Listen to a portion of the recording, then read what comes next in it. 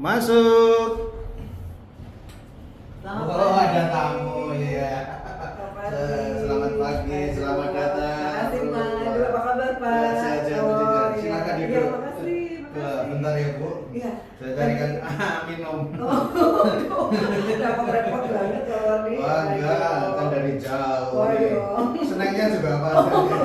Oh, luar biasa ya Pak ya. Iya, betul. Tapi hebat ya Pak, mereka bikin kopi, bikin apa Mm-mm. nih, beli gorengan udah pintar ya Pak ya. Udah pintar ya, saya latih untuk diberi instruksi yang singkat-singkat. Oh, iya iya. Harapannya dengan membuatkan kopi, membeli gorengan, itu kan melatih juga untuk Iya, iya. mandiri mereka. Jadi mereka dengan bahasa isyarat atau bagaimana Pak? Kami menggunakan bahasa oral, Oh. artinya lisan. Kami harus ngomong biasa membaca bibir. gerak bibir. Iya. Oh. Harapannya nanti kalau mereka udah ada di masyarakat, kan bisa bergaul dengan masyarakat lebih mudah. Iya, iya, Nah, betul, gitu. betul. Wah. Ya, gimana Bu ya? Iya, jadi Pak Hmm. Padi begini, saya tuh mendapat tugas untuk mengadakan supervisi pada guru BK di sekolah Bapak. Yes.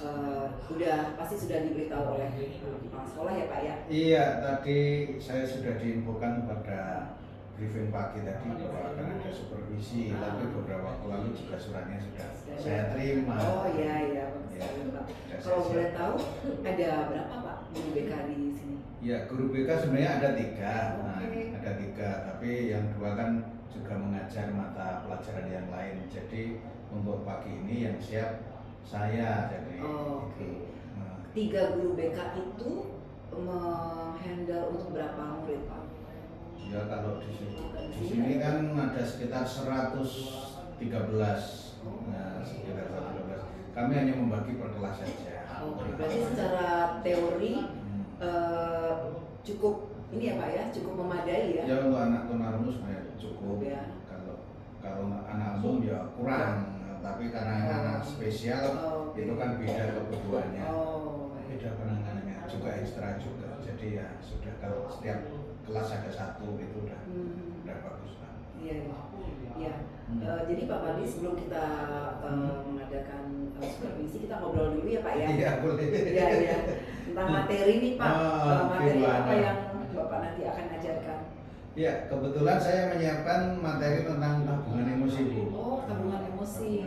Oke, oke. Biasa anak-anak begini kan Hmm, untuk mengelola emosi kan nggak gampang. betul. Bisa meledak-ledak, tiba-tiba Oke. marah. Apalagi remaja, namanya remaja ya masa perkembangan. Iya, iya. Selain masa perkembangan karena anak tunarungu kan nggak bisa apa ya menyampaikan dengan cara bagaimana, tahunya ya marah, jengkel itu diekspresikan begitu saja. Tabungan emosi itu saya baru dengar ya tabungan emosi. Biasanya saya Biasanya tabungan celengan uang ya. ayam. BCA mandiri ya. Celengan ayam Pak. Celengan Kalau ayam. butuh buat beli jajanan tinggal dicongkel-congkel. Nah, itu zaman saya Bu, kalau celengan ayam. Iya, saya juga Pak. Iya, biasanya kita nabung itu kan uang ya Pak ya, tapi ternyata kita juga harus nabung emosi kita. Pasti tentunya yang baik-baik saja ya. yang Iya kita tabungkan. betul. Harapannya dengan tabungan emosi itu ya kita ibaratkan seperti menabung uang lah. Oh, oke. Kalau kita semakin menabung, menyimpan, itu kan semakin banyak uang kita, semakin nyaman kan. Oke, iya. Secara hidup nyaman, mapan, nah tidak khawatir. Kalau terlalu banyak mengambil apa yang kita simpan, nah, ya akhirnya kan lama-lama tabungan itu kan habis. Betul.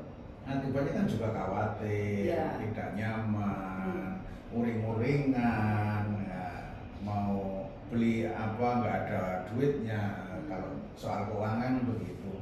Ini tabungan emosi ya yang saya maksudkan adalah bahwa dalam hidup ini ada 2 hal juga harus menyimpan dan juga penarikan. Apa yang kita simpan? Yang kita simpan adalah tabungan emosi positif, hal-hal yang positif yang ada dalam hidup kita itu menjadi simpanan hidup kita di kemudian hari. Kalau itu yang kita simpan makin banyak hal yang positif, lama-kelamaan juga akan menumbuhkan hidup kita menjadi semakin percaya diri. Nah, anak tunarungu juga perlu dilatih untuk hal ini. Nah, kemudian kalau terlalu banyak yang negatif, ya yang terjadi kan ya marah, uring-uringan, mengumpat, memusuhi teman, menendang dan lain sebagainya. Inilah efek-efek penarikan emosi negatif sebenarnya begitu.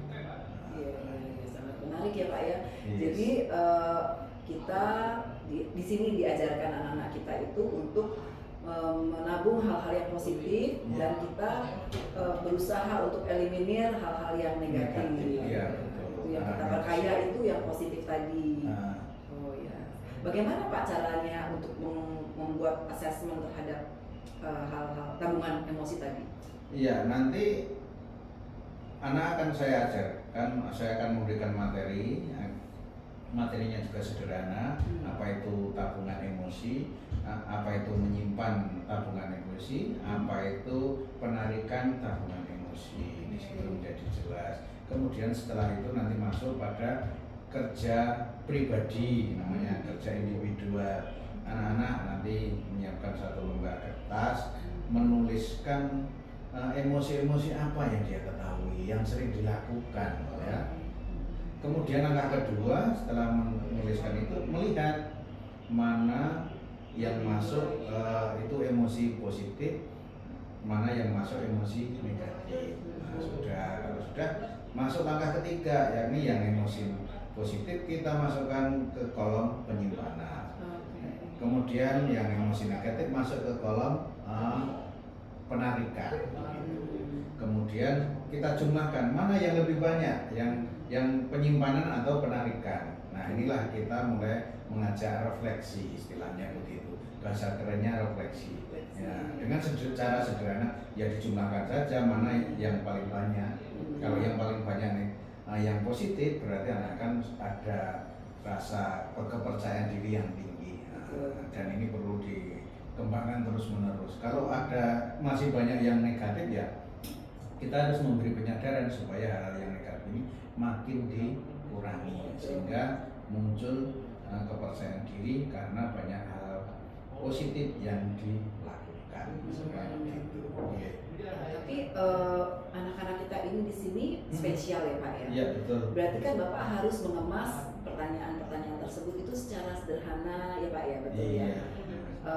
Itu kira-kira akurasinya bagaimana Pak? Mereka dapat mencerna pertanyaan-pertanyaan tersebut dan akhirnya menjawab sesuai dengan yang kita inginkan. Oh itu, nah ketika saya menyampaikan presentasi itu saya sertakan yang namanya gambar. Oke. Nah, perlu pakai gambar. Anak-anak begini itu kan visual, tidak bisa mendengar tapi punya ketajaman dalam penglihatan. Maka dengan visual sebenarnya sangat membantu. Apa maksud pembelajaran itu? Ya.